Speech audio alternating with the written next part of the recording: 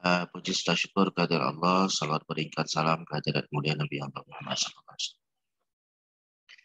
Oke, dokter ingatkan kembali untuk merename namanya, jadi name sama nama, kemudian videonya di nonaktifkan, videonya diaktifkan dan suaranya semuanya di nonaktifkan.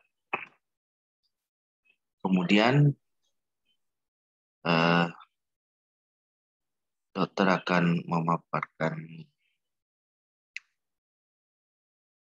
slide perkuliahan. Mudah-mudahan nanti bisa dimengerti.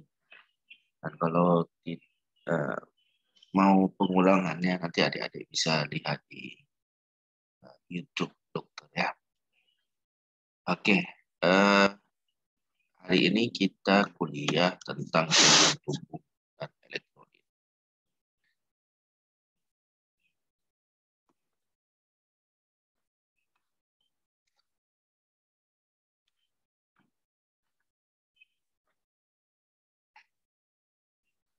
Bagian-bagian daripada cairan tubuh itu atau yang disebut dengan kompartemen itu terdiri dari beberapa bagian. Jadi dalam tubuh kita itu ada yang dikenal dengan cairan tubuh dan ada dikenal dengan jaringan. Jadi jumlah dari cairan di dalam tubuh kita itu mana lebih banyak dengan jaringan. Kalau secara teoritis, total cairan tubuh kita itu mencapai 50 sampai dengan 60% dari berat badan. Artinya kalau kita lihat tubuh kita hitungannya 100% dengan jaringan, maka hampir 60% atau hampir setengah itu jumlahnya terdiri dari cairan. Kemudian itu tergantung juga daripada umurnya. Artinya ketika dia masih kecil, dalam hal ini masih bayi, maka jumlah atau kompartemen cairan dan elektrolit dalam tubuh si bayi ini itu lebih banyak daripada jaringan. Berapa? Mencapai 75% daripada berat badan. Jadi kalau bayi itu berat badannya 5 kilo, maka 70% daripada 5 kilo itu sekitar 3,5 kilo atau bahkan lebih dari 3,5 kilo itu cairan tubuh. Makanya adik-adik kenapa tidak usah takut dan khawatir ketika misalnya baik itu kita masukkan ke dalam air, dia lebih mudah mengapung dan lebih mudah untuk berenang daripada orang dewasa yang ketika dimasukkan ke dalam air keduanya belum bisa berenang. Maka orang dewasa akan kemungkinan lebih mudah tenggelam daripada si bayi yang kita masukkan ke dalam air. Kenapa? Jawabannya karena cairan tubuh di dalam tubuh si bayi itu lebih besar jumlahnya daripada orang dewasa. Kemudian juga tergantung dengan jenis kelamin, laki-laki dan wanita, dan juga tergantung kepada kandungan lemaknya. Semoga mudah dipahami ya. Nah, sekarang bagaimana kalau kita lihat komposisi daripada cairan tubuh itu sebenarnya? Artinya kalau kita klasifikasikan yang dari 60% itu terdiri dari apa saja. Jadi di dalam tubuh kita itu pada orang dewasa, ini 60% ini pada orang dewasa. Maka jumlahnya itu terdiri dari 40% intraseluler, artinya hampir 40% daripada 60% itu cairannya berada di dalam sel. Atau lebih dari 2/3%. Sedangkan di ekstraseluler itu lebih kurang sekitar 20% atau sepertiga daripada cairan tubuh. Kalau dokter contohkan, berat badan seseorang itu 70 kilo. Berapakah cairan yang ada di dalam tubuhnya? Maka 60% kali 70 kilo, ya, maka kita akan dapatkan 40% daripada 60% 70 kilo itu 28 liter. Artinya 28 liter cairan di dalam tubuh berada di intraseluler. Intraseluler itu maksudnya apa? Di dalam sel. Nah, hampir mayoritas tubuh kita ini dipenuhi dengan sel-sel. Ya, kemudian di ekstraseluler itu 20% atau sepertiganya. Dan di ekstraseluler itu pun dibagi lagi menjadi beberapa tempat bagian. Ada yang dikenal dengan istilah interstisial, ada yang dikenal dengan plasma, ada yang dikenal dengan transseluler. Gimana sih membedakannya, dokter? Interstisial itu mencapai 15% daripada 70% tadi. Sedangkan plasma 5% daripada 60% tadi. Sedangkan transseluler itu berkisar antara 1 sampai dengan 3%. Oke, mudah-mudahan mudah dimengerti ya. Sekarang dokter akan jelaskan lagi. Nah, bagaimana adik-adik bisa mudah melihat posisi daripada cairan-cairan tubuh itu.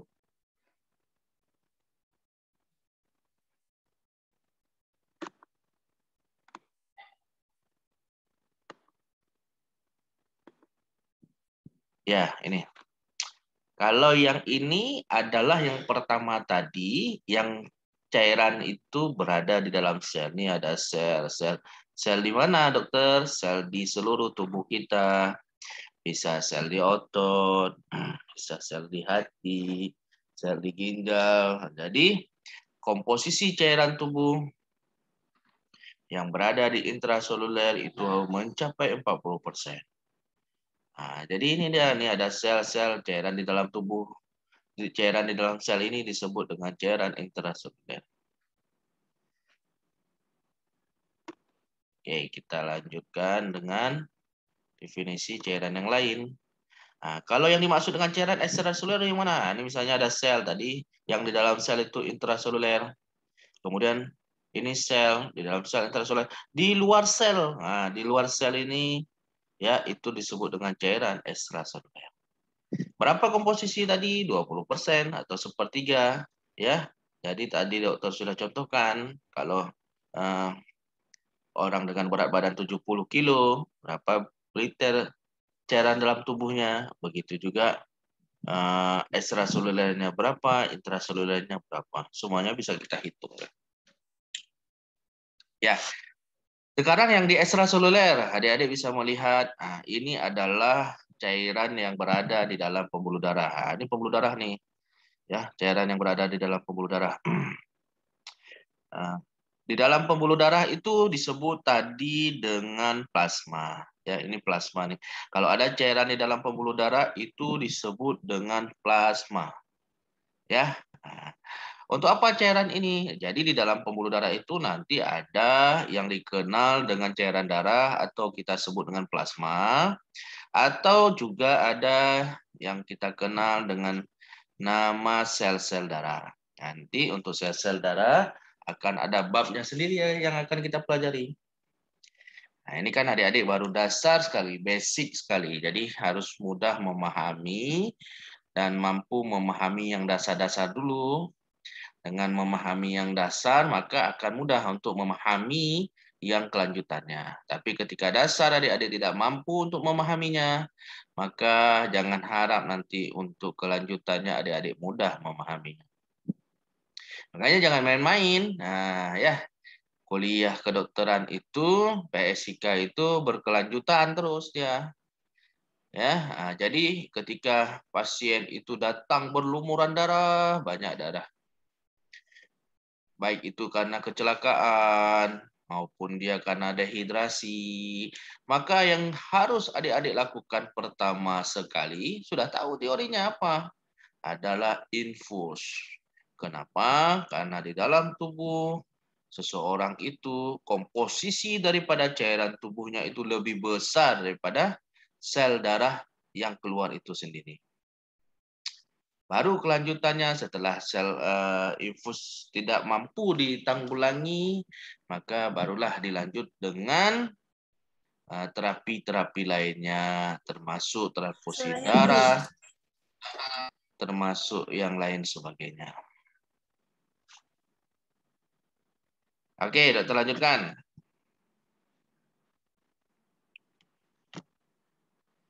Kita lanjut ke slide berikutnya. Ini adalah tipe cairan ekstraseluler lainnya, yaitu cairan interstisial. Artinya cairan itu berada di antara sel satu dengan sel yang lainnya. Ya, itu termasuk dari cairan ekstraseluler yang komposisinya berjumlah 15% daripada 20% atau sepertiga cairan ekstraseluler. Dan yang terakhir adalah cairan transseluler. Cairan transseluler itu adalah tipe cairan ekstraseluler lain yang berada di membran-membran epitel. Contohnya adalah cairan cerebrospinal atau yang kita kenal dengan likor LCS, likor cerebrospinal. Jadi di antara tengkorak sama otak, ya mungkin adik-adik sudah masuk anatomi, di antara kalvaria, ya tengkorak itu kalvaria, kemudian atau nama lainnya tempurung kepala, ya. Kemudian di bawahnya ada otak, cerebrum, encephalon, ya. Jadi di antara tulang tengkorak dengan otak itu ada cairan yang membatasinya. Apa tujuannya? Untuk melindungi otak supaya ketika terjadi benturan, ketika terjadi peradangan, tidak langsung mengenai bagian tengkorak kepala. Nah, ya, jadi itulah yang dikenal dengan cairan liquor cerebrospinal atau LCS. Kemudian ada nama lain disebut dengan perikardial. Ini cairan yang berada posisinya di antara jantung dengan rongga torak. Apa tujuannya? Supaya ketika jantung itu memompa, ya, ketika jantung itu memompa, jantung itu tidak mengenai langsung tengkorak. Kalau langsung mengenai tengkorak, apa yang akan terjadi? Maka jantung itu akan terasa sakit dan tidak mampu berdetak dengan sempurna. Kemudian ada juga cairan pleura, cairan pankreatik. Kalau pleura ini di antara paru-paru, ya. Jadi kalau misalnya paru-paru itu mengembang supaya jangan kena tulang rusuk, maka dia dibentengi oleh cairan pelindung. Nah, ini dia contohnya yang dokter sebutkan tadi. Cairan cerebrospinal. Ya ini ya. Oke, inilah supaya melindungi otak ini, ya. Maka ada cairan yang dikenal dengan cairan cerebrospinal. Kalau yang ini adalah cairan perikardium tadi, ya, perikard.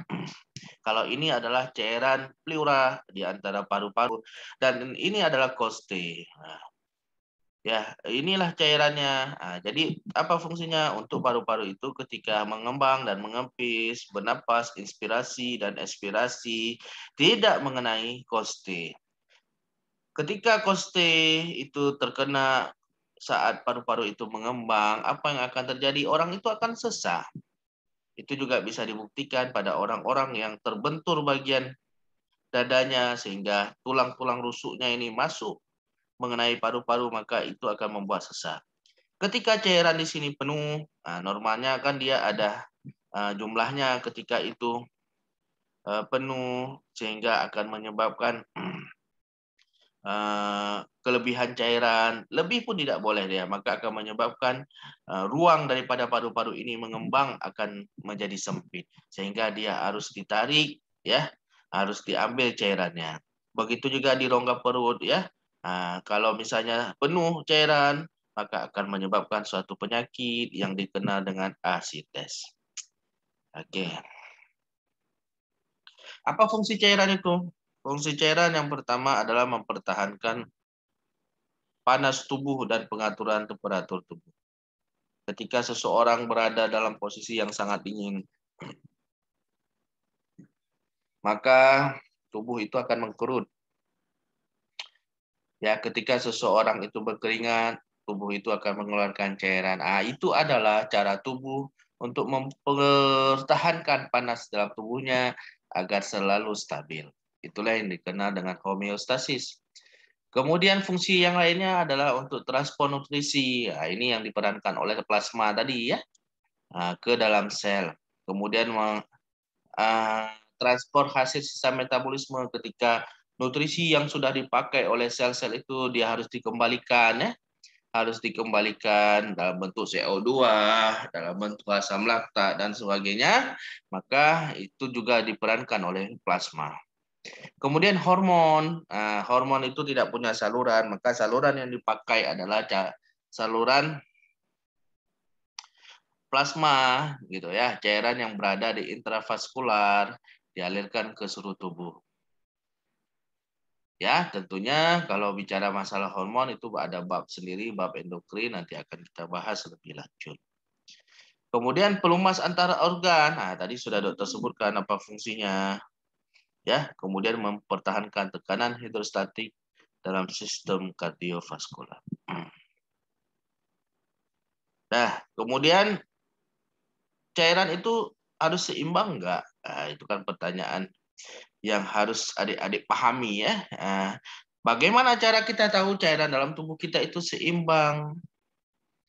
Artinya ketika seseorang itu tidak seimbang cairan tubuhnya, maka dia akan mengalami kondisi, mungkin kita sering mendengar dengan kurang cairan, ya, atau yang lebih kerennya lagi disebut dengan dehidrasi, ya. Nanti kalau udah kurang lagi akan menyebabkan keluhan dan penyakit lain. Kelebihan juga boleh nggak? Nggak boleh juga. Kalau misalnya kelebihan tadi akan menyebabkan kalau di rongga pleura menjadi sesak, di abdomen menyebabkan asites dan sebagainya. Bagaimana kita tahu cara menyeimbangkan cairan dalam tubuh kita? Umpamanya, ketika kita minum, ya, dan kita makan, maka kebutuhan yang kita masukkan dalam tubuh kita itu harus sesuai dan seimbang dengan yang kita keluarkan. Contohnya kita minum setiap hari 1.800 sampai dengan 2.500. Artinya kalau dokter umpamakan dengan botol, maka dia sama seperti satu botol besar. Ya, satu botol besar itu lebih kurang 1.500 mili, ya. Ya. Jadi kalau 2.500 berarti kalau setengahnya 1.500 kita 1,5 botol besar. Botol minuman yang sering adik-adik minum. Ya, ketika kita minum sekitar 1 botol besar, 1,5 botol besar, maka harus ada yang keluar dalam tubuh kita. Bagaimana cara tahunya? Dari cairan, dari urin. Dari urin, ini kan, dari urin, dari kencing, maka kita harus keluar 1.200 sampai dengan 1.500 mili per hari. Bagaimana cara hitungnya, Dok? Gitu kan? Yang harus adik-adik ketahui ketika kita berkemihnya itu sebentar, maka kita akan mengeluarkan sekitar 150 sampai dengan 200 mili. Kalau berkemihnya agak lama, kemudian uh, tidak ada sakit, tidak ada hambatan, maka itu lebih kurang sekitar 300 mili.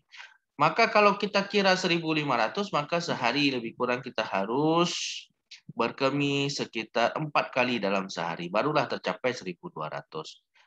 Kemudian dari feses 100 mili, artinya satu hari kita bisa BAB satu kali ya. Dari paru-paru kita menguap ya. Dari kulit, dari keringat 600 mili. Maka kalau kita tambah 1.200 tambah 100, 1.600 ya. 1.300, kemudian tambah 300 menjadi 1.600, tambah 600 kita 2.100, maka sudahlah seimbang antara yang masuk dengan yang keluar. Mudah-mudahan bisa dimengerti ya. Artinya ketika seseorang itu hanya berkemih, tidak ada BAB, tidak ada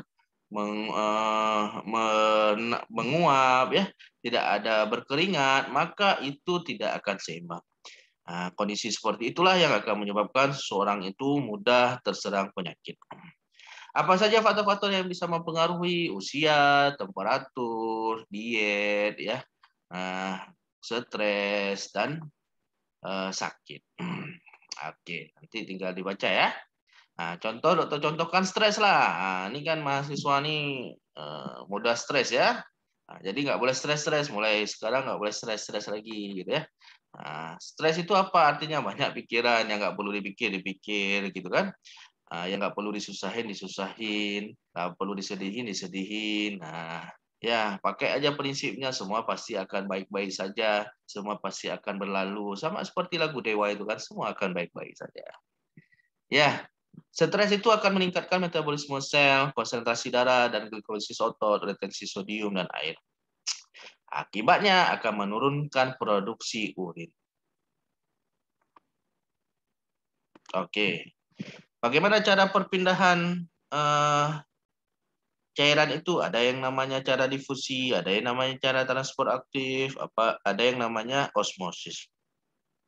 Apa itu difusi? Difusi itu merupakan proses pergerakan cairan dari konsentrasi tinggi ke konsentrasi rendah sampai terjadinya keseimbangan. Cairan dan elektrolit didifusikan menembus membran sel. Kalau osmosis apa? Osmosis itu adalah bergeraknya pelarut bersih seperti air melalui membran semipermeabel dari larutan yang berkonsentrasi lebih rendah ke konsentrasi yang lebih tinggi. Artinya sifatnya dia menarik ya. Kemudian transport aktif, partikel bergerak dari konsentrasi yang rendah ke yang tinggi karena adanya daya aktif dari tubuh seperti pompa jantung. Oke, kita lanjut ke slide berikutnya. Apa saja yang mempengaruhi pengaturan keseimbangan? Rasa dahaga, ADH, aldosteron, prostaglandin, glukokortikoid. Nah, contohkan satu aja ya. Rasa dahaga, misalnya pada saat seorang itu dahaga, maka dia akan menurunkan fungsi ginjal. Kemudian kalau fungsi ginjalnya terjadi penurunan, apa yang akan terjadi? Dia akan melepaskan renin yang pada akhirnya akan menimbulkan produksi angiotensin 2 yang dapat merangsang hipotalamus untuk melepaskan substrat neural yang bertanggung jawab terhadap sensasi haus. Kemudian osmoreseptor di hipotalamus mendeteksi peningkatan tekanan osmotik dan mengaktifasi jaringan saraf yang dapat mengakibatkan sensasi dahaga. Kemudian adik-adik carilah nih kenapa ADH itu di mana hubungannya, aldosteron bagaimana, prostaglandin bagaimana, glukokortikoid bagaimana. Oke, kita lanjut ya. Bagaimana cara pengeluaran cairan itu? Bisa dari ginjal nih yang tadi di atas ya, bisa dari kulit, bisa dari paru-paru, bisa dari gastrointestinal. Kalau dari ginjal tadi, yaitu dengan berkemih, ya, dari kulit dengan berkeringat, dari paru-paru dengan bernafas dan menguap, dari gastrointestinal itu dengan BAB. Contohkan satu kulit ya. Kalau kulit itu hilangnya cairan melalui kulit diatur oleh sistem saraf simpatis yang merangsang aktivitas kelenjar keringat. Rangsangan kelenjar keringat dapat dihasilkan oleh aktivitas otot, temperatur lingkungan yang meningkat, dan demam. Oke, ada nanti di kulit itu disebut dengan IWL, Insoluble Water Loss, yang lebih kurang sekitar 15 sampai 20 mili per 24 jam. Oke. Apa masalah keseimbangan cairan? Ada istilah yang dikenal dengan hipovolemik. Ada istilah yang dikenal dengan hipervolemik. Apa itu hipovolemik? Hipovolemik adalah kondisi akibat kekurangan cairan ekstraseluler atau yang disebut dengan CES ya. Cairan ekstraseluler, dan dapat terjadi karena kehilangan melalui kulit, ginjal, gastrointestinal, perdarahan, yang ujungnya akan menyebabkan shock hipovolemik. Apa aja kalau orang sudah mengalami hipovolemik? Pusing, lemah, letih, anoreksia, mual muntah, rasa haus, gangguan mental, konstipasi, penurunan tekanan darah, nadi meningkat, suhu meningkat, turgor kulit menurun, lidah kering, kasar, mukosa mulut kering. Bagaimana tanda-tandanya? Berat badannya, penurunan berat badan, matanya cekung, ya.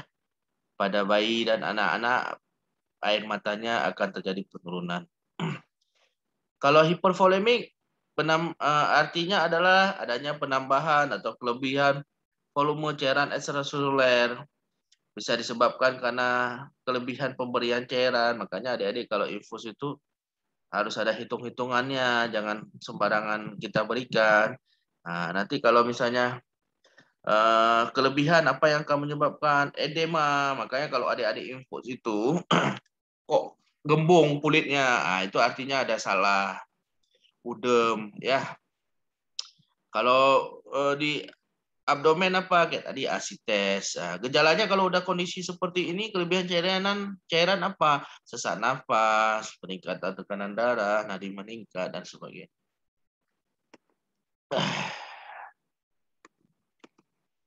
Oke, untuk elektrolit merupakan suatu zat yang ketika dilarutkan dalam air akan menghasilkan larutan yang dapat menghasilkan arus listrik. Apa saja elektrolit? Bisa bersifat asam, basa, garam, atau senyawa kimia. Ini adik-adik bisa hafal apa saja yang termasuk elektrolit kuat dan apa saja yang termasuk elektrolit lemah. Elektrolit kuat itu ada HCl, H2SO4, HNO3, HClO4. Kemudian elektrolit lemah, asam asetat, asam fluorida, asam nitrit, amonia. Non elektrolit metanol, etanol, sukrosa, dan glukosa, dan banyak lainnya. Apa saja jenis-jenis cairan elektrolit? Jenis-jenis cairan elektrolit itu ada salin ya. Contohnya cairan salin terdiri cairan isotonik, hipotonik, dan sebagainya. Dan hipertonik ya. Nah, ya. Cairan isotonik itu ada NaCl, Re, hipotonis, ada glukosa, ada NaCl ya.